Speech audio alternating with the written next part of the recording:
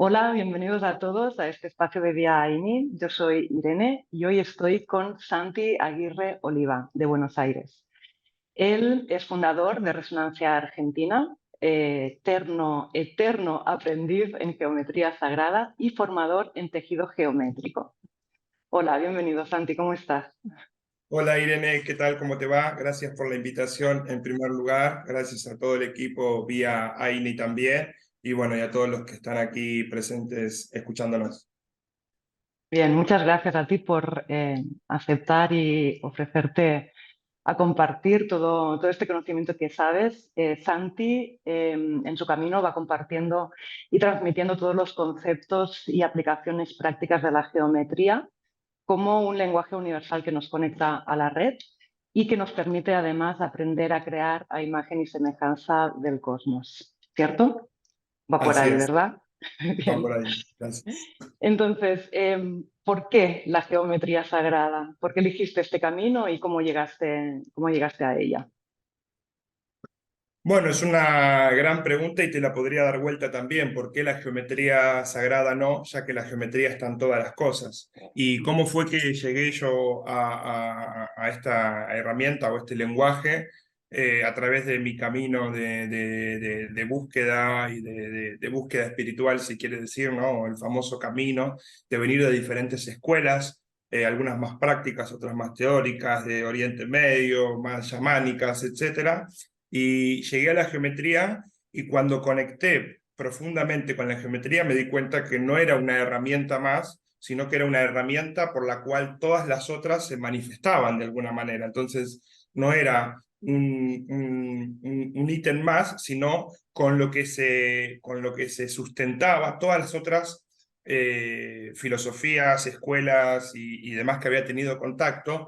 Entonces me dio el sustento y me conectó todo eso que yo había estudiado. Entonces la geometría me permitió conectar eso que yo había escuchado, que había estudiado sobre historia, sobre anatomía, sobre espiritualidad, sobre extraterrestres, sobre biología, sobre astronomía. Entonces, de ahí que empecé a captarla entonces como un lenguaje universal y que me permitía no solo profundizar en lo que es exclusivo de geometría sagrada, sino que la geometría sagrada como los lentes para profundizar en los otros temas que acabo de mencionar. Entonces, a partir de ahí, fuimos tejiendo como todo un hilo conductor a través de la geometría, conectando justamente esto de simbología, física, espiritualidad, filosofía, todos los saberes de todas las grandes culturas a lo largo de la historia y de lo extenso y grande del planeta, empezar a encontrarle entonces un sentido que las unifica. Entonces, de ahí que lo entiendo como, como una herramienta de unificación, de conexión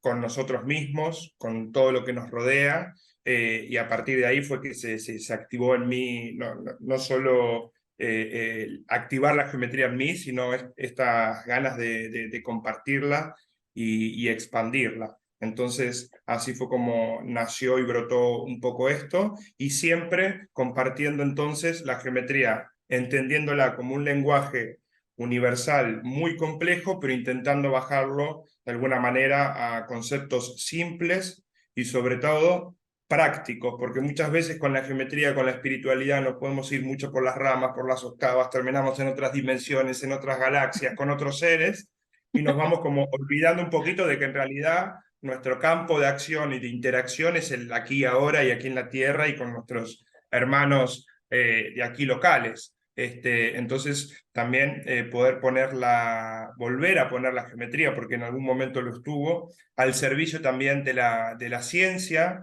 y de los problemas modernos que tenemos también. Entonces, de ahí viene un poco el rescate y haciendo la conexión con las antiguas tradiciones, con lo que podemos hacer hoy en día y con los que nos depara de aquí a un futuro cercano. Esperamos que obviamente más próspero, colaborativo, abundante y demás. Y entonces proponer la geometría como justamente una gran herramienta para lograr eso de aquí a un futuro cercano. Así que un poco de ahí viene mi camino con la geometría y cómo llegué a la geometría y no me he ido de aquí. Bien, supiste ver fácilmente que era un denominador común, ¿no? Justamente es un denominador común entre todas las cosas que podamos llegar a estudiar, contactar y gustar, sobre todo en estos mundos, si querés, más esotéricos, holísticos y demás, que nos vamos, cuanto más a lo sutil nos vamos, quizás hay menos Es más abstracto. experiencia, menos capacidad de medir las cosas. Ujú. Entonces, la geometría me ha funcionado a mí también como una herramienta objetiva dentro de un universo muy subjetivo que puede ser toda la espiritualidad y todas las ramas y teorías que están dando vueltas. Entonces, como que nos ancla, nos baja a tierra y nos da orden desde algo que es objetivo, matemático que está ahí, ¿no? Lo podemos palpar. Entonces, se trata de ver eso como un código, ¿no? Como así como Neo ve empieza a ver las letritas en la Matrix, nosotros empezar a ver la realidad a través de este lenguaje. Claro. Sí, porque cuando empiezas a entrar en este mundo la ves en todas partes. Luego entramos más a fondo en esto, Dale. pero cuéntanos qué es esto del tejido geométrico. No es algo, o sea, es algo que tú le has puesto ese nombre, ¿no? Es algo propio y genuino de ti, ¿verdad? Bueno, en principio sí, justamente esto de empezar a estudiar geometría sagrada, cuando yo empecé a estudiar con ciertos maestros o referentes que los puedo nombrar, me di cuenta que ellos siempre trabajaban enseñaban con geometrías de 3 dimensiones. Y yo aquí lo que tenía en casa era la capacidad de dibujar, pintar y trabajar en 2 dimensiones. Y llegó un momento que encontré como cierta limitación en el entendimiento o en la comprensión de cómo es que se van integrando e interactuando las figuras a través de 2 dimensiones.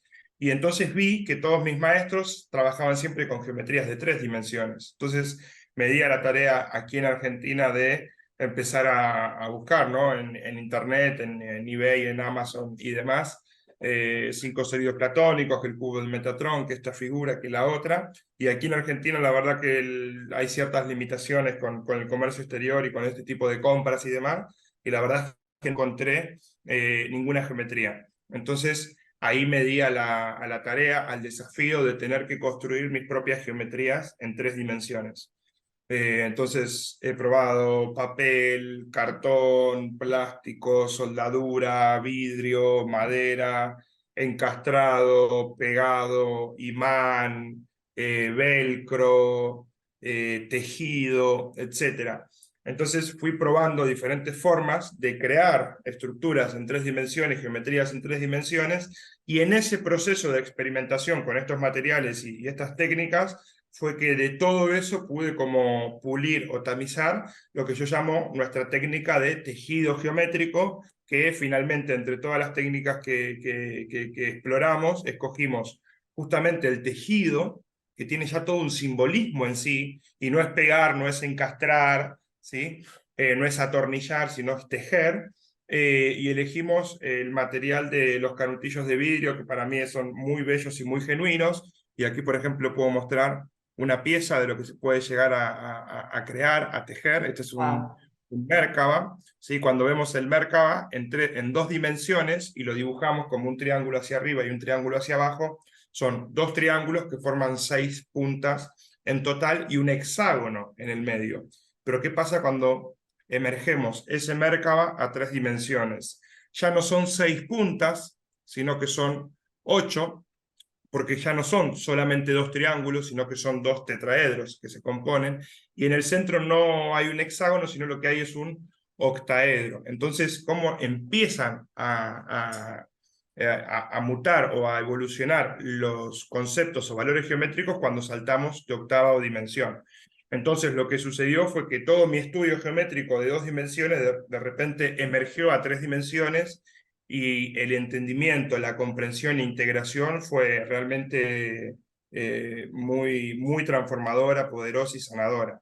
Entonces ahí me di cuenta que justamente en este salto dimensional, ¿no? De saltar de la hoja a la realidad, de la teoría a la práctica, estaba ese proceso interior. Entonces empecé a compartir mi técnica de tejido y la construcción de las diferentes piezas geométricas para que todos puedan tejer su propia geometría y pasar por ese proceso de autodescubrimiento, de sanación, de goce, de sorpresa, que yo atravesé a través del tejido, justamente.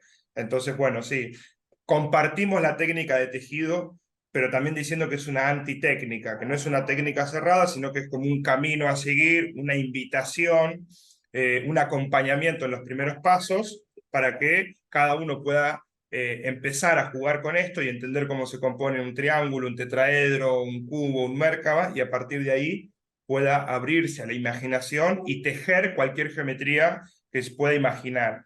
Y a través de ese ejercicio entender que como co-creadores, así como podemos darnos a la tarea de crear una geometría, después podemos aplicar ese método de intención a cualquier cosa de nuestra vida y empezar a generar realidad propia, que empiecen a pasar las cosas que yo, que yo quiero que empiecen a suceder, y empezar a, de alguna manera, a empezar a escribir o a dirigir, ¿no? La típica frase de ser el director de tu película, ¿no?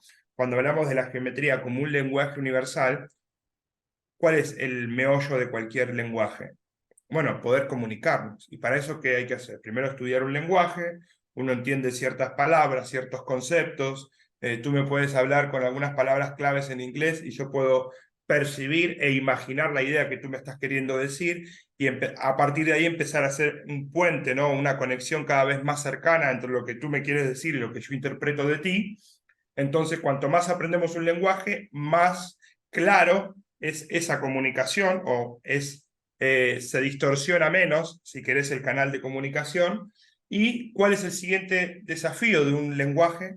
No solo poder escucharlo y comprenderlo, sino empezar a hablarlo. Ya no solo escuchar tus ideas en inglés que me quieres compartir, sino poder retroalimentar las tuyas también compartiendo mis ideas en tu propio lenguaje. Entonces, la geometría nos permite tener una lectura más consciente de la realidad y dónde estamos, pero la invitación es no solo tener una lectura más consciente, sino que después también empezar a escribir nuevos capítulos, y eso es lo que se conoce como ser co-creadores, ¿no? Estar co-creando en ese todo, estar poniendo nuestra firma también. Así que para sintetizar, sí, una de las cosas que más hacemos de Resonancia Argentina es compartir la técnica de tejido, pero como un modelo o como un juego de que en realidad podemos construir todo lo que en nuestra vida, lo que necesitemos desde la misma manera. Entonces empieza como un juego y nos convertimos en los arquitectos de nuestra propia realidad y en los responsables de lo que nos sucede o no nos sucede. Entonces es una vuelta hacia nosotros. Hermoso, hermoso todo. Has dicho un montón de cosas en poquito tiempo. A mí ya me están entrando ganas de ponerme a tejer. ¿Eso son cursos o talleres que tú haces? ¿El material lo envías? ¿Uno tiene que espabilarse en encontrarlo? ¿Cómo lo transmites? Así en lo práctico. Bien, con la técnica de tejido la hemos empezado a compartir a través de workshops online desde el año 2020, creo. Entonces tenemos, bueno, ahora estamos por lanzar un workshop ya on demand, bien grabadito, parte por parte, con los videos, el paso a paso y los manuales también escritos. Y bueno, y también comparto esta técnica localmente y también cuando viajo por el mundo en encuentros presenciales. Así que bueno, ahí en nuestra página, nuestras redes y demás, van a encontrar ahí todas las posibilidades de cómo hacer esta formación en tejido. Y respecto al material, nosotros hacemos unos kits muy lindos con todas las herramientas que se necesitan: canutillos, que el hilo, mostacillas, cristales, bueno, todo un kit como para empezar. Y si no, también les damos un manual o un tutorial de cómo crear o encontrar sus propios elementos en cualquier lugar del mundo donde estén. Nuestra red de tejido, creo que ya somos más de 300 seguro, en muchos continentes, de diferentes idiomas y demás, y la gente se pone muy creativa y hay todo, desde bambú, madera, vidrio, papel, bueno, han surgido ahí muchas cosas interesantes, así que bienvenidos a todos los que se quieran sumar justamente a esta red de tejido a nivel global. Qué bueno, claro, porque esto además también para los más pequeños, incluso para niños, tiene que ser muy, muy didáctico y enriquecedor, ¿no? Es una manera de jugar con ellos también. Yo misma, por ejemplo, con mi sobrina estuve jugando a construir sólidos platónicos, ¿no? Y Hermoso, esto, exacto. Se trata de, no, nos abre a los grandes mismos, nos abre esa capacidad de juego, de volver a ser niños, y es un puente también para conectar entonces con las infancias, o sea, tus sobrinos, los hijos, muchas alumnos o alumnas que han venido después mandan fotos. Bueno, aquí tejiendo con mis niños que de repente pasaban por ahí, veían a la madre haciendo el curso, y en vez de irse para la PlayStation se quedaron ahí tejiendo y después mandan fotos de que los chicos siguen tejiendo más que los grandes también. Y hemos compartido en escuelas y demás, y la verdad que sí es un interés muy, muy genuino en los niños, una curiosidad muy genuina. porque además, bueno, eso también se desprenden ya ciertos beneficios, ¿no? También creo que algún día hablábamos que era terapéutico, meditativo. Es una herramienta incluso para despertar poderes eh, adormecidos, también podríamos decir. Bueno, sí, yo siempre presento esta herramienta del tejido como, ¿no? Es un trípode de tres grandes patas. La primera, y por la que más lo comparto, es que es una gran herramienta de estudio. Esto que yo te decía, de pasar del papel a una geometría que yo puedo tener en mis manos, ver las diferentes perspectivas, ¿no? Y demás, es un gran salto en la calidad como herramienta de estudio. Pero también me empezó a pasar que cuando, bueno, yo empecé a tejer y empecé a hacer mis primeras figuras, pasé muchos días, todo el día tejiendo, como todo chiche nuevo que encuentro, me suelo meter de lleno muy inmersivo. Y al principio, bueno, tejiendo, ¿no? Como herramienta de estudio, encontrando los patrones, viendo esto o tal animación en la computadora y queriéndola copiar y demás. Pero cuando empecé ya a dejar como la parte mental de la técnica, ¿no? De dónde iba el hilo, cómo era esto y demás, y empecé a hacerlo más como un juego, como una danza, lo que empezó a pasar es que se fue activando en mí como un proceso de meditación activa con el Mm. tejido. Y justamente yo la meditación pasiva de ponerme así zen y en blanco y estar 3 horas quieto, siempre me costó un montón, pero la meditación activa a través de la música, de la carpintería y diferentes cosas siempre me ha funcionado. Y en el tejido entonces se empezó a activar eso como una meditación activa en el cual yo inmersía en la pieza, entonces te olvidas de todo, te quedas en un momento presente y eterno, te haces uno con la pieza y entonces se empezó a activar más allá de la capacidad intelectual, una capacidad emocional a partir de la geometría. No sé, me iba a dormir o a acostarme en mi cama y cerrar los ojos y empezar a ver estas geometrías que estuve tejiendo durante el día. Entonces empezar a ponerle atención a eso, ponerle un poco más de color, de movimiento, y entonces entender cómo a partir de ahí y de mi visualización podía activar dentro mío, bueno, ¿no? Esto, los famosos mundos internos y demás, a partir de la geometría como llave para abrir esos mundos. Entonces, además de herramienta de estudio, siempre digo que es una gran herramienta de meditación activa y de conexión con nuestro interior y de activar nuestra geometría interior. Después también me pasó con el tejido que cuando yo estaba súper armónico, feliz, tranquilo y demás, la geometría salía impecable y que cuando estaba de alguna manera un poco más distorsionado desde el apuro, desde la ansiedad, el enojo o lo que sea, la geometría reflejaba esa distorsión en mí. Entonces me di cuenta que funcionaba como un espejo o un oráculo de cómo yo estaba en ese momento. Entonces, si yo estaba bien, la geometría emergía bien, si yo tenía distorsión, la geometría reflejaba esa misma distorsión. Entonces después, como en el universo todo tiene un camino de ida y un camino de vuelta, dije, bueno, entonces puede ser lo contrario también, así como si yo estoy enojado, voy a hacer un tejido con una distorsión, entre comillas, enojada, si yo hago un tejido con cierta intención, en cierta emoción o sí, con cierta, bueno, llamémosle intención, tejiendo con conciencia afuera, podía ser un reflejo de estar retejiéndome adentro. Entonces, empezó a ser también una herramienta terapéutica en donde yo poder sembrar una intención y a través del tejido poder ordenarlo dentro mío. Entonces funciona también como un oráculo, como si fuesen las cartas de tarot o como cualquier otro oráculo. También nos sirve entonces el tejido para eso. Volviendo a los niños, también hemos experimentado, no yo, pero terceros, gente que teje conmigo, por ejemplo, en terapias con niños quizás que tienen algún grado de autismo o quizás de no comunicación tan fluida o formal, a través del tejido, cómo poder comunicarse, primero invitando ciertas ideas y segundo también con esto de poder percibir cómo está la psiquis interior a través del tejido, poder leer entonces y contactar y tener una visión más integral de este tipo de niños a través de expresiones geométricas, por ejemplo. Entonces Mm. sí, es una herramienta de estudio, pero también es todo esto terapéuticamente, ¿no? Nos permite retejernos por dentro y o vernos como estamos, nos permite entrar en un proceso de meditación activa y pasar horas, quién sabe dónde,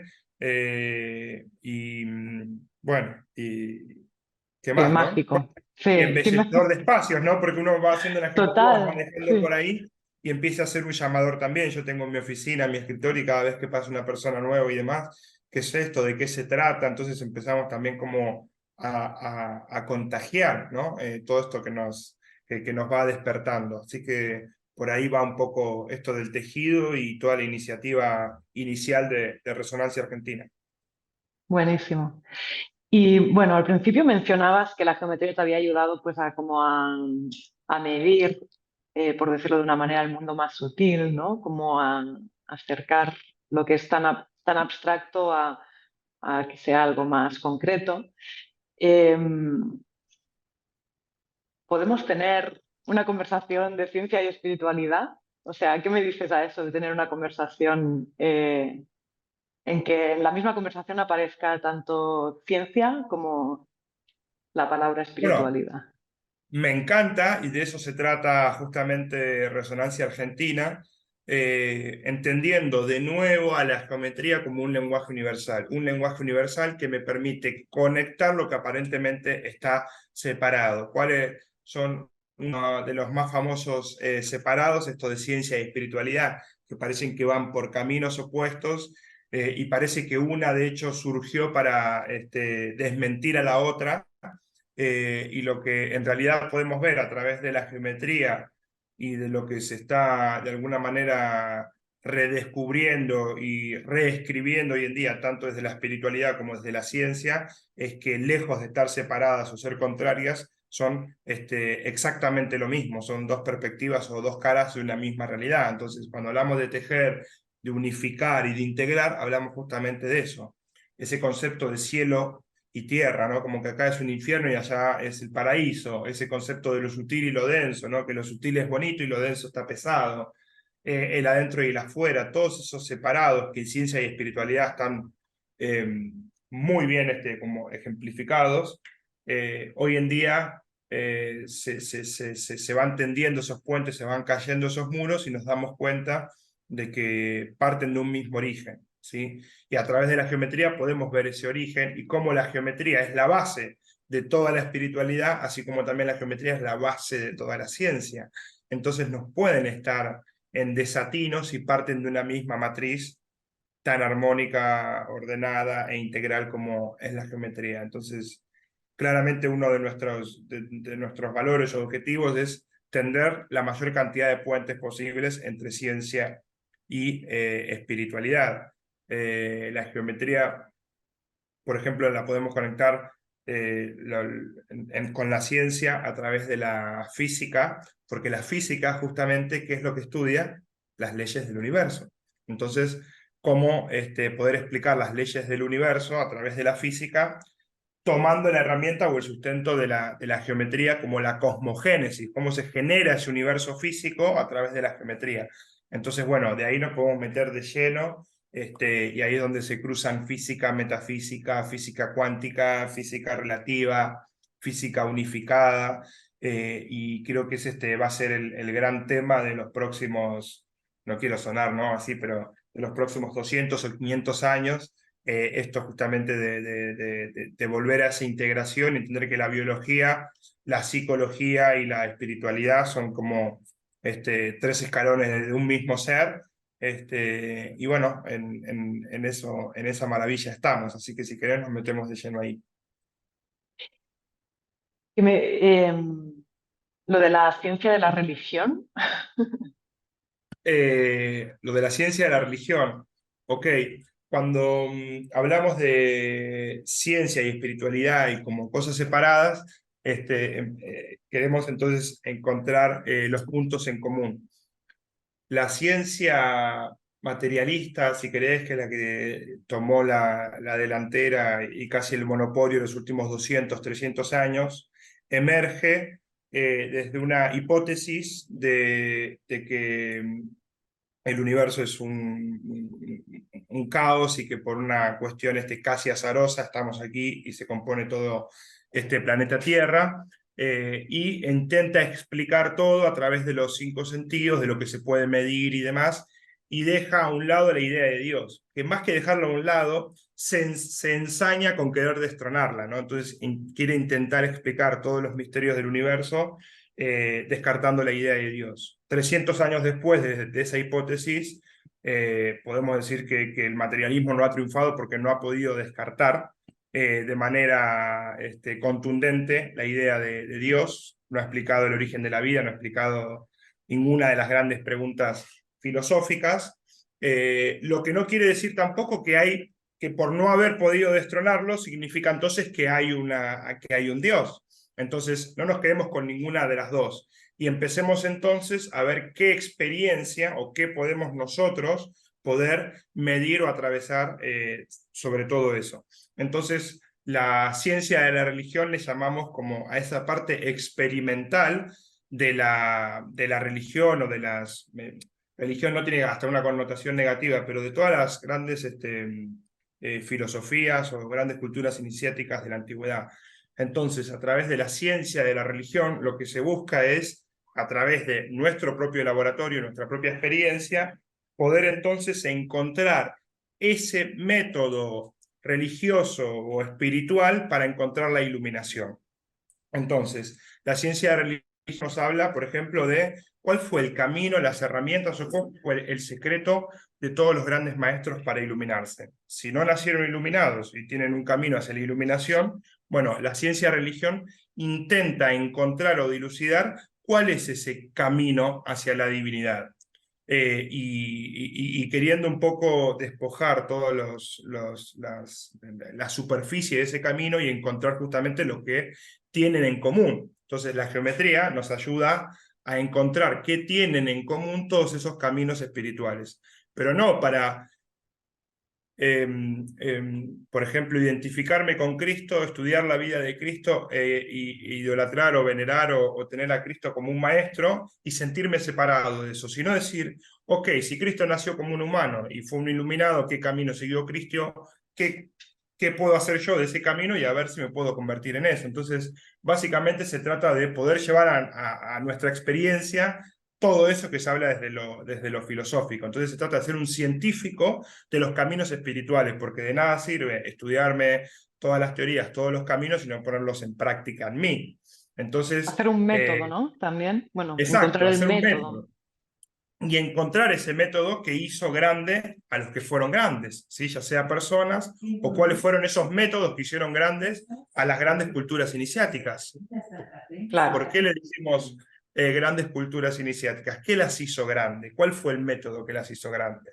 Entonces se trata de eso. Todo lo que podamos experimentar, atravesar y a partir de ahí nosotros tener ¿cómo se dice? Eh, un resultado, ¿no? Sí, Una metodología, sí, un resultado de eso. Bueno, una después descarto medición. una medición, ahí está eso. Descarto o no. Entonces, bueno, lo que tratamos de hacer con la ciencia de la religión es justamente encontrar ese camino hacia El camino del medio, ¿no? El el camino del camino del medio. medio, exactamente, va por ahí. Entonces la geometría nos ayuda a tamizar y a encontrar justamente ese camino y no perdernos en la forma, ¿no? Porque cuando entramos muchas veces a esto de la espiritualidad y vemos todo lo que está dando vueltas y demás, decimos, bueno, ¿ahora por dónde empiezo? Empiezo a meditar todos los días 1 hora al amanecer, me hago Y vegetariano, me si es que pongo a no mirar sales el sol al corriendo, atardecer. ¿Eh? si es que no sales corriendo, Si es que no sales corriendo y asustado. tienes ganas de meterte, bueno, ¿por dónde empiezo? Entonces, bueno, en realidad, como esta regla del 80-20, ¿no? En el De 20% Pareto. está el 80% del resultado, es, bueno, ir a eso y practicarlo en nosotros, porque nada de todo esto sirve si no lo ponemos en práctica en nosotros y en nuestro entorno para transformar esa realidad. Entonces, se trata un poco de eso. Totalmente. Muy bien. Bueno, volviendo un poquito más a la forma y de las geometrías, ¿qué nos puedes decir acerca de los sólidos platónicos? Que sabemos que son 5 y bueno, hay un montón de información acerca de los sólidos platónicos en Internet, pero algo que no sea tan común de escuchar, algo genuino. Bien, bueno, los 5 sólidos platónicos son como las 5 vocales del abecedario, ¿no? Son como, si entendemos la geometría de nuevo como un lenguaje, son 5 vocales o 5 conceptos principales. Para nosotros son muy importantes porque cuando hablamos de los 5 sólidos platónicos, para empezar, no hablamos netamente de 5 geometrías en particular, sino de estas 5 geometrías como el principio o los elementos principales de todo el resto de la creación. Cuando hablamos de los 5 sólidos platónicos, hablamos de 5 geometrías que son el tetraedro, el octaedro, el icosaedro, el dodecaedro y el cubo. Ahí va, esos que tienes ahí en la mano. Y también los platónicos nos hablan de 5 elementos, que son el fuego, la tierra, el agua y el aire, y el famoso quinto elemento, que se lo conoce como el ki o chi o prana o plasma, que en verdad no es el quinto elemento, porque es el elemento de donde surgen el aire, el agua, la tierra y el fuego. Por lo tanto, tendría que ser el elemento cero, desde donde todos los otros 4 emergen. Y a partir de estos 5 elementos químicos, si se quiere llamar los 5 elementos básicos, se genera toda la tabla periódica y todo el resto de los elementos. Entonces, entendemos a estas 5 geometrías principales como los ladrillos de la creación, los ladrillos principales por los que después vamos a construir todo el resto de las arquitecturas. Lo mismo con los elementos, con éter, fuego, agua, tierra y aire, yo puedo generar cualquier cosa en el universo o en estos mundos. Entonces, cuando hablamos de los 5 sólidos platónicos, hablamos de esa integración entre la geometría y la química, o la geometría y los elementos, y cómo eso es la semilla de creación de toda la realidad que estamos viviendo. ¿Sí? Así como son las vocales, decía, con la que después vamos a construir las palabras, con la que después vamos a construir los conceptos, con la cual después vamos a poder escribir libros sobre todos esos conceptos. Vida, Entonces, ¿no? En el fondo, son los en elementos de el la fondo, vida. vida. Exacto. Y cuando hablamos de los 5 elementos todos juntos, ¿no? Los 5 elementos y las 5 geometrías juntas, se lo conoce como el gran cubo de Metatron. Cuando hablamos de Metatron, son estos 5 elementos juntos o estas 5 geometrías juntas. Y entonces entendemos a Metatron como el creador de nuestra realidad, porque Metatron es justamente esta combinación de estos 5 elementos o 5 geometrías, de cual vamos a crear todo el resto. Entonces viene, si queremos, de los planos más sutiles, ¿sí? ¿No? La idea, el punto, el sonido, luz y forma, como queramos verlo, de ahí es que se va desgranando y se abren estos 5 elementos, 5 geometrías, y a partir de ahí todas las realidades para abajo que nosotros tenemos aquí en día. Entonces es como ese embudo que me lleva hacia la unidad. Tenemos que atravesar ese Metatron, ser esos 5 elementos, activar esos 5 elementos en nosotros para ser uno. Entonces, de ahí que es bueno, una de las primeras informaciones que siempre vamos a recibir, la de los sólidos platónicos en geometría, y ya desde un poquito más lo espiritual y demás, a Metatron como una gran entidad, justamente por esto mismo, no lo podemos relacionar con los elementos. Y cuando hablamos de sólidos platónicos, nos remite a Platón, que nos remite a Grecia, y no solo fue Platón, sino bueno, toda la escuela griega, que fueron grandes desarrolladores y expansores de la geometría a todo el mundo antiguo. Eh, si bien podemos relacionarlo a ese tiempo, los griegos no hicieron más que aprenderlo, por ejemplo, de los egipcios, y así nos podemos ir atrás en la historia hasta ya perder cualquier otro registro o dato. Entonces, lo que podemos escuchar hoy en día por ahí por internet o que está dando vuelta es la concepción, si querés, atlante de los 5 sólidos o las 5 geometrías, en donde, repito, cuando hablamos de 5 sólidos platónicos no hablamos de geometría en sí, sino de la relación que hay entre las geometrías y estos elementos de la naturaleza o estos elementos principales. Las 5 geometrías nadie las discute, son las que conocemos. Los 5 elementos son nadie los discute, son los que conocemos, pero hay una cuestión en el orden que damos entre geometría y elemento, y qué sentido eso nos puede dar o qué información codificada nos puede dar eso. Entonces, podemos relacionar a los sólidos o a la geometría con los elementos a través de los platónicos, en donde, por ejemplo, el octaedro es el aire, en donde en la filosofía o en la cosmovisión atlante, esta misma geometría que es el octaedro, en vez de ser el aire, corresponde al elemento éter. ¿Sí? Entonces, bueno, meternos en eso es una cuestión técnica, pero en realidad nos está hablando de los pasos de la creación. Y lo que está haciendo la visión o la cosmovisión atlante es reconocer al éter como el primero de todos los elementos, porque la filosofía atlante decía que la divinidad estaba en el centro, a diferencia de los griegos, que la divinidad estaba allá afuera. Entonces, relacionamos la divinidad con lo que está en el centro. Geométricamente lo que está en el centro es el octaedro y a partir de ahí esa nomenclatura. Así que van a poder encontrar en internet tanto los sólidos platónicos como los atlantes. La diferencia está entre la asociación de los elementos, a qué geometría corresponde, y viene, ese orden viene de la visión de donde encontramos a la divinidad. A mí me gusta encontrarla en el centro, en mí, y no pensar que está allá afuera. Entonces sigo desde este punto de vista la cosmovisión atlante. Y luego este orden se daba, creo me contaste, por la embolación geométrica. Exacto, la embonación geométrica en realidad nos da la pista de cómo se ordena, porque cuando vemos las 5 geometrías en 3 dimensiones, y es esto que muestro aquí, lo que ven aquí con los nodos o puntos amarillos es el icosaedro, que de los 5 sólidos es el que está más por fuera. Luego adentro, lo que ven aquí de frente, estos 5 puntos blancos, son los 5 puntos o nodos de una cara del dodecaedro.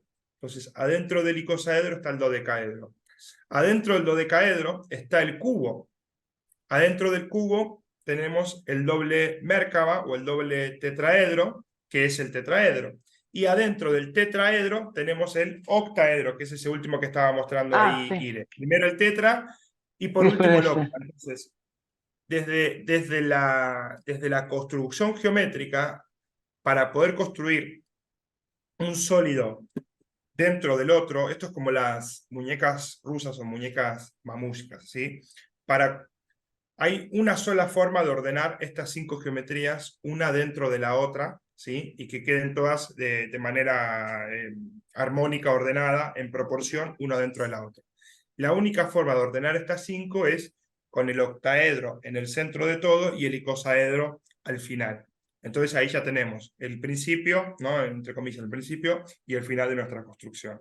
Entonces, a partir de ahí, si el octaedro es lo que está en el centro, es lo primero que se genera, porque me lo dice la geometría, entonces relaciono la primera geometría que se crea, porque es la del centro, con el primer elemento que se crea, que ya nos pusimos de acuerdo que era el éter, y de ahí que asociamos el éter al octaedro. Entonces, cuando yo digo que me gusta más la filosofía o la cosmovisión atlante de los platónicos y no la griega, no es porque lo atlante ahora está de moda y lo griego ya fue, ya quedó viejo, el trending es ser azul y no sé qué, y estoy en esta onda, sino porque la visión atlante, en realidad,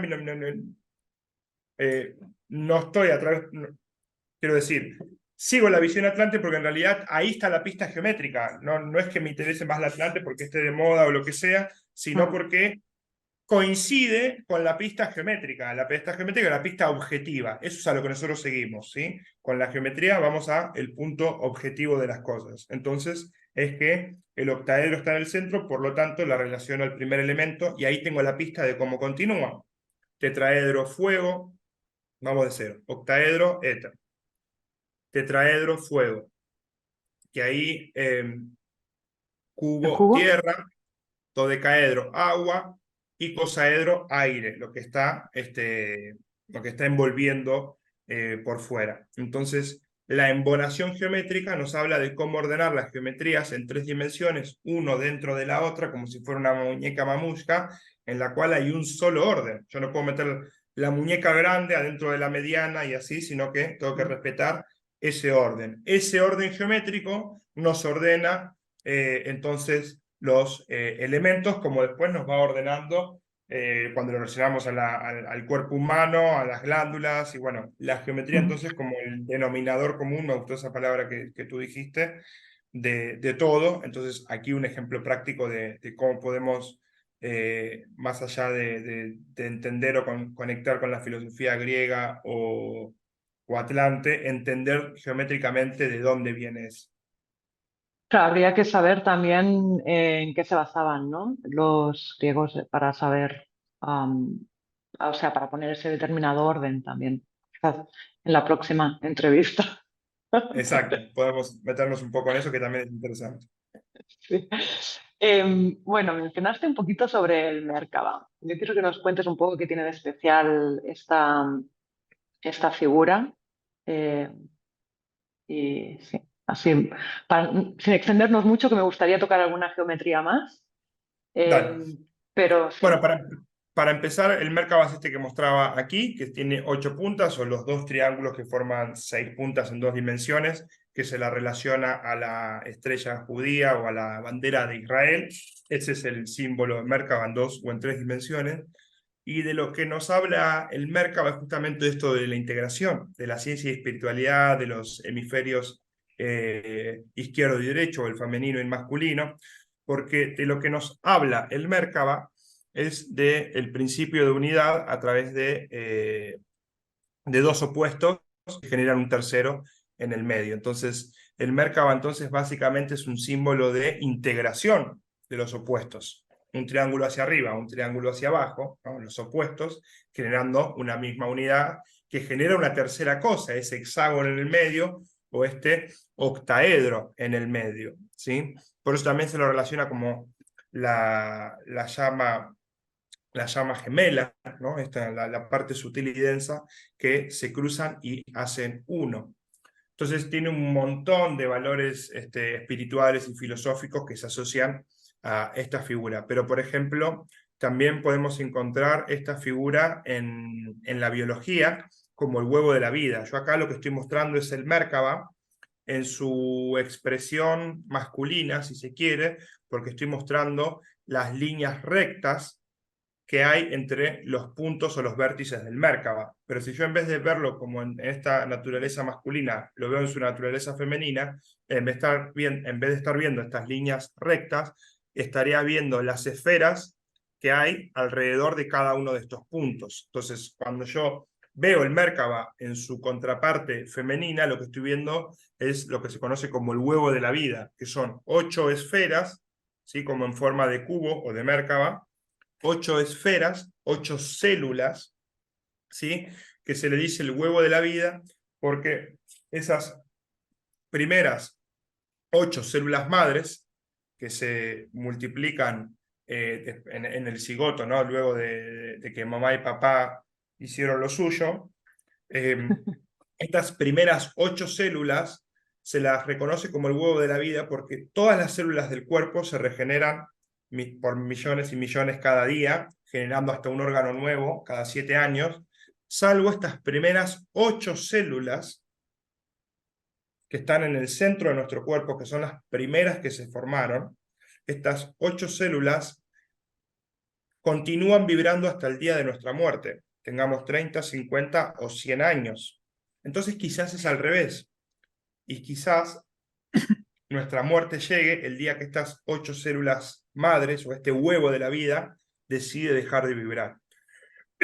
Por eso también se lo relaciona al Merkaba como el asiento del alma o el portal por el cual el alma ingresa al cuerpo físico y por lo tanto, si es el portal de ingreso, quizás también sea el portal de regreso al origen. Entonces, contactar con el Merkaba, activar nuestro Merkaba, entender al Merkaba como un portal, puede ser nuestro camino, nuestra llave de regreso o de contacto con todo el cosmos. Por eso es una geometría que la podemos encontrar venerada o reconocida en diferentes y diversas culturas distintas, porque nos habla de la integración de los opuestos, porque nos habla del origen de la vida y de la vida biológica como la conocemos. O sea, toda la información de nuestras células salen de estas 8 células madres, ¿no? Salen de este origen. Entonces, todos mis traumas, mis sueños, mis herramientas, mi potencial interior, mi información sistémica, mi información biológica, genética, pero también álmica, espiritual, kármica, todo emerge de esas 8 células principales que tenemos en el centro de nuestro cuerpo. Entonces, desde la biología, desde un montón de diferentes ramas o ciencias, podemos encontrar entonces el Merkaba otra vez como ese símbolo de unificación. Entonces, de ahí su gran fama. Buenísimo. No sabía esto de las 8 células, qué bonito.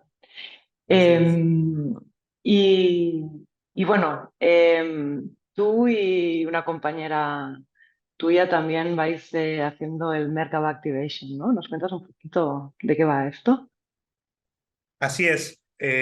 Bueno, el Merkaba Activation es una experiencia que hacemos con Liz, que es mi compañera, ella es de México, con la cual nos hemos conocido en Egipto, también en un contexto de un viaje de servicio planetario o trabajo planetario, como le queramos llamar, junto a Matías de Stefano. Y bueno, junto con Liz, después de ese viaje y de tener como esa gran sí, experiencia de que había todo un tejido, una red global, de que realmente, ¿no? Siempre decimos cuando llegamos a Egipto y nos encontramos con todas otras personas, fue como una reunión de los X-Men, con, ¿no? los mutantes, con los superhéroes y demás. Entonces, bueno, a partir de ahí surgió, bueno, ¿cómo podemos compartir todo esto y todo lo que veníamos haciendo y demás por el mundo? Y que esto no sea un viaje de 15 días, sino que sea de alguna manera un modo de vida. Entonces así fue que nació esto del Merkaba Activation, que es una experiencia que integra justamente el sagrado femenino y el sagrado masculino a través de, bueno, integrar las herramientas de Liz, que tiene todo un camino más femenino, terapéutico y demás, con mis herramientas que tienen bueno, todo lo que estuvimos hablando hoy, ¿no? Una cuestión más mental a través de la geometría y demás. Entonces, el Merkaba Activation, así como la ciencia de la religión,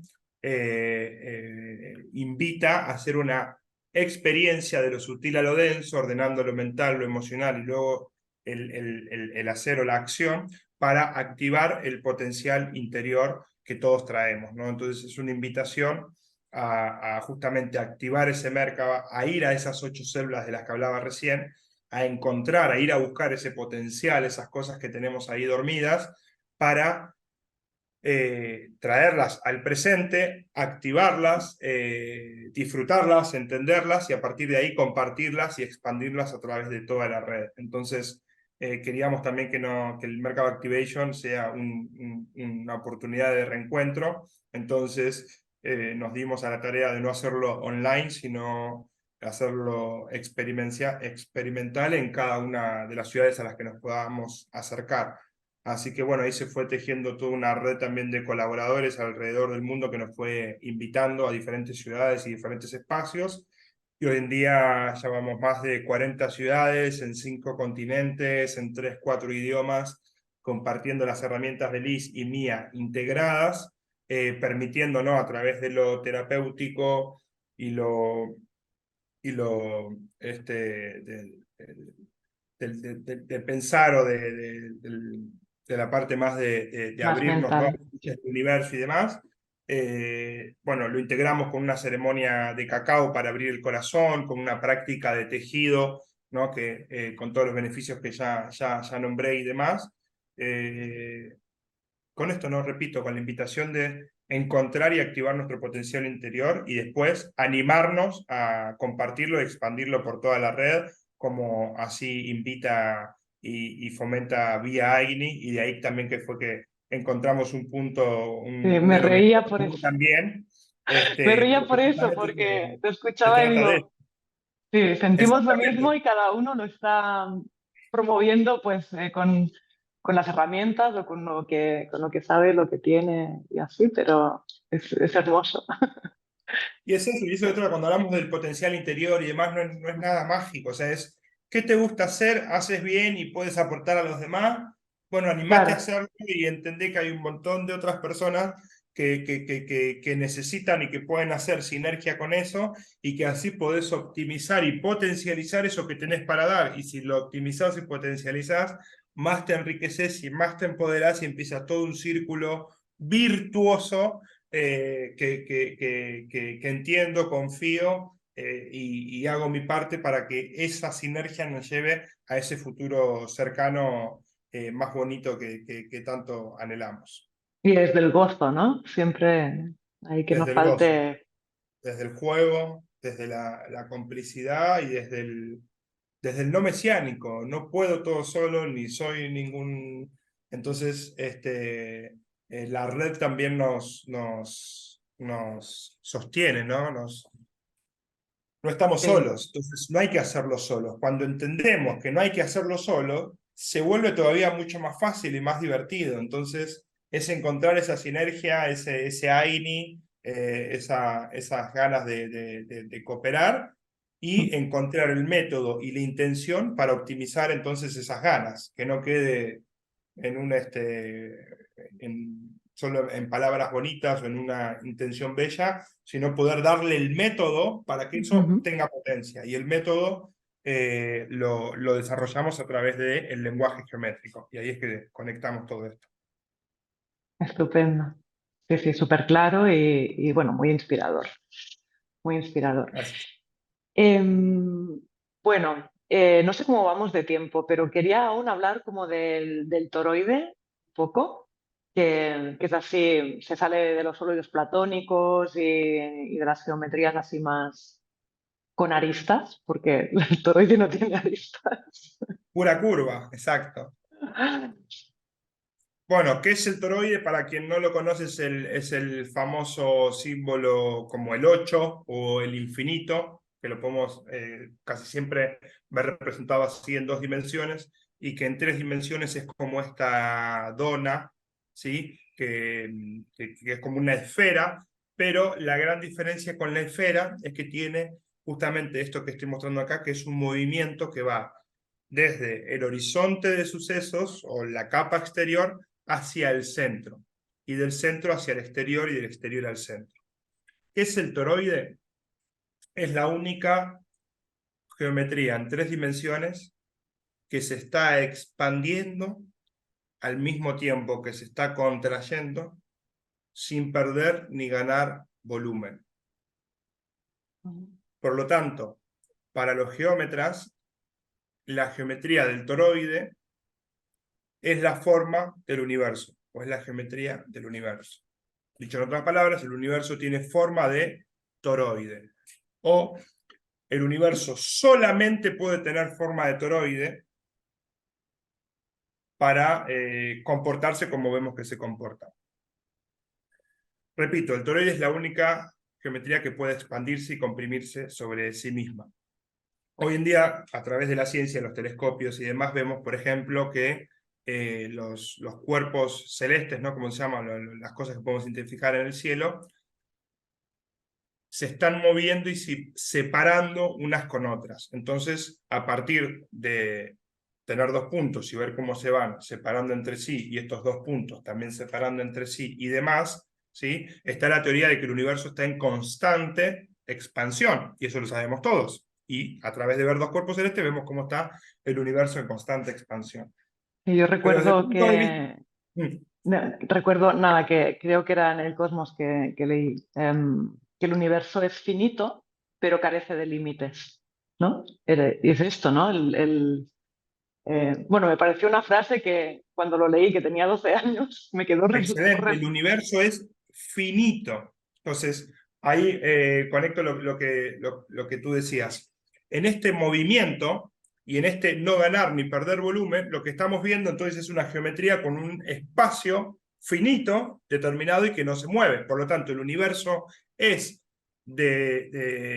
finito con un movimiento, ¿sí? o con un tipo de flow e interacción infinito. Lo que es infinito es el movimiento, pero la geometría, el espacio, es finito.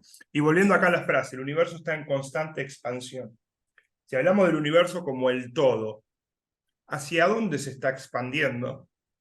Si el universo ya es todo, no hay un espacio más hacia donde se está expandiendo, ¿no? Entonces, este espacio al que se está expandiendo tiene que estar siendo autocreado en ese momento, si se quiere. Entonces, el universo no puede estar en constante expansión si también no está en constante contracción. Y de ahí que la única geometría que puede explicar la expansión y la contracción al mismo tiempo, manteniendo un volumen determinado, es la del toroide. Entonces, si cualquier geómetra tuviese que dibujar la cara de la diosa universal, seguramente termina dibujando un toroide que nos permite explicar entonces un espacio finito con una interacción infinita, donde todo está en movimiento, todo está en contacto y donde todos somos uno o vuelve al uno, porque esto que hablo aquí del toroide es un elemento finito, pero que tiene el infinito en el interior. El centro, el punto central, que es lo que se conoce como el punto cero o la fase cero del toroide, que es de donde emerge y a donde vuelve, ese es el infinito. Entonces, mirá qué profundo que el toroide nos muestra cómo el infinito puede estar adentro del finito. Entonces, el infinito no es la sumatoria de tantos finitos que perdí la cuenta. El infinito no es tan finitos grandes que entonces es un infinito grande, sino que el infinito está adentro del finito y adentro de cada uno de los finitos. Y de ahí es que podemos encontrar el infinito en el interior de cada uno de nosotros, de cada uno de los soles, de cada una de las estrellas, de cada una de las células, porque en el infinito está en el centro de todo. El toroide es la geometría que nos ayuda a resumir y poder explicar el proceso de expansión y contracción del universo, la relación que hay entre el finito y el infinito, y así como el universo tiene forma de toroide, el universo crea a imagen y semejanza. Entonces, ¿qué crea el universo? Más y más y más toroides, ¿no? Si Toroides. vemos el universo como un gran toroide enorme que termina en un punto en el centro, de ese punto emerge un toroide más chico y de ese punto emerge un toroide más chico y de ese punto emerge un toroide más chico, ¿sí? Fractalmente. ¿Qué es lo que tienen en común todos esos toroides? El punto El del centro. centro. Entonces, ¿cómo me conecto con todas las escalas hacia arriba y con todas las escalas hacia abajo? ¿Yendo hacia arriba, yendo hacia abajo? No, yendo hacia el centro. En el centro es el único puntito en donde todas las escalas y todas las dimensiones se conectan. Por eso, o casualidad, todos los grandes maestros nos hablan de ir ¿a dónde? ¿A Sirio, a Orión, a Hunapku? No, nos hablan de ir al centro. Y yendo al centro, contactamos con Orión, Sirio o con cualquier cosa que nosotros queramos. Entonces, en el toroide decodificamos eso, ¿no? Entonces, Wow, volver al centro y cómo desde el centro emerge y conectamos con todo. qué bonita visión. Sí, sí, sí. Bueno, y tan simple, ¿no? Eh, Así es. Bueno, como lo has explicado, parece muy simple. Y, y bueno, muchas gracias, Santi. Yo creo que vamos a ir cerrando, porque tenía por ahí del cubo de Metatron, ya hablamos, ¿no? Ya, Aquí hablamos, le no dimos la sé si quieres... responsabilidad de ser el creador de nuestros mundos, simplemente Exacto. porque es la integración de los 5 elementos. Eh, y bueno, no sé qué más podría Sí. agregar, si tengo tiempito, alguna pregunta, alguna curiosidad. No, no caigo ahora. No. sigamos así ya con las dos últimas preguntas más Muy bien. a nivel personal, ¿no? Porque tú, bueno, ya nos has dicho todo lo que haces y acompañas a un montón de personas, ayudas a personas a tejer geométricamente, a que mediten activamente, a conectar con ese centro, a activar su Merkaba. ¿Quién te ayuda a ti? ¿Quién te acompaña y quién te nutre? ¿O qué te nutre? Bueno, ¿qué me nutre? Muchas cosas. ¿Quién me nutre? También podría decir muchas personas, pero como para ir al punto y sobre todo este tema de la geometría, a quien me gusta nombrar siempre y que para mí es el legado más grande que tengo es Buckminster Fuller. En cuanto a la geometría, Buckminster Fuller fue un inventor, científico, geómetra, arquitecto, diseñador y demás, casi contemporáneo, murió hace unos 50, 60 años, de Estados Unidos, y básicamente fue la primera persona contemporánea en estudiar y proponer la geometría de las civilizaciones antiguas como solución a los problemas modernos. Entonces, Buckminster Fuller creó la ciencia del diseño, Buckminster Fuller creó el concepto de dimaxión, de tensegridad, hacer más con menos. Fue el primero que habló del concepto de sustentabilidad, economía verde, producción y demás. Habla del planeta como la nave Tierra, en la cual somos una civilización que está dentro de una nave que está volando por el universo. Entonces, es el padre de la sustentabilidad, es el padre de la geometría moderna, por lo tanto, es mi mayor referencia en cuanto a la geometría como solución y como herramienta para generar la realidad y el futuro que esperamos. Y después, bueno, yendo quizás más a lo práctico en cuanto a la geometría y ciencia, para mí el mayor exponente es Nassim Haramein, que fue justamente quien a través de la geometría y a través del toroide, de la geometría del toroide, ha encontrado la fórmula para unificar la física cuántica con la física relativa y poder hacer una física unificada que no solamente conecta la física relativa con la cuántica, sino que conecta la física y la ciencia con la metafísica y la espiritualidad. Entonces es muy poderoso también el legado de Nassim Haramein. Y partiendo de geometría y espiritualidad, entendiendo la geometría como un lenguaje divino y por el cual me puedo contactar, recordar y activar en mí un montón de cuestiones interiores, es Matías de Stefano. Entonces, bueno, creo que ahí con esa trinidad geométrica tienen para divertirse rato. Buenos tres personajes, sí, sí. Sí. Muy enriquecedor, sí.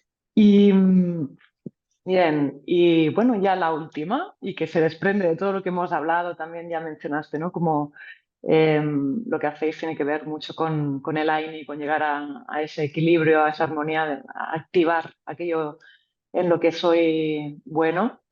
Pero bueno, así en una frase o muy resumidamente y en tus palabras, ¿cómo crees que la geometría sagrada puede contribuir a que estemos, a que seamos una sociedad que está en AINI, ¿no? Que vive en equilibrio y armonía con el entorno? Bueno, repito, la geometría nos trae el concepto de unidad, de orden y armonía entre todas las partes, y esto de que estamos todos conectados y que lo que sucede en un punto replica o repercute en el resto de los puntos.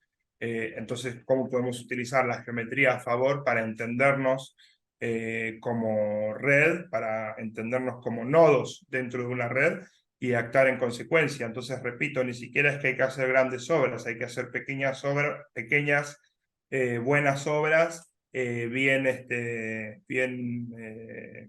ordenadas, bien sincronizadas entre nosotros. Entonces, simplemente eso. Y después en lo individual, nada me dio más sentido de pertenencia, de conexión divina y también de autoconocimiento como aplicar la geometría a mí, a mi psiquis, a mi biología, etc. Genial. Pues así, muy recomendable adentrarse en este mundo de la geometría sagrada. Gracias, Santi. Fue una charla súper agradable, y muy, bueno, he aprendido un montón de cosas. Pensaba que, que ya lo habíamos hablado todo, pero no, eres una caja de sorpresas. Así que, bueno, muy Gracias. agradecida por tu tiempo, por tu inspiración y, y, bueno, por ser parte también de este emprendimiento que es Vía AINI, de esta red que estamos co-creando todos juntos. Y, y bueno, me queda despedirte y ojalá podamos repetir en otro momento. Claro que sí, gracias de nuevo por la invitación, por todo el proyectazo de Vía Aini, felicidades. Y bueno, ya aquí estaremos con nuestro aporte a toda la comunidad de Vía Aini también, a los profes y a todos los que se van sumando. Y bueno, que sea un próximo encuentro no muy lejano, y que se siga armando la Aini y la red mundial. Gracias. Pues te mando un beso enorme y que estés bien. Chao, chao, Bueno, chao. otro para ti y para todos los que nos están escuchando. Chao, chao. Chao.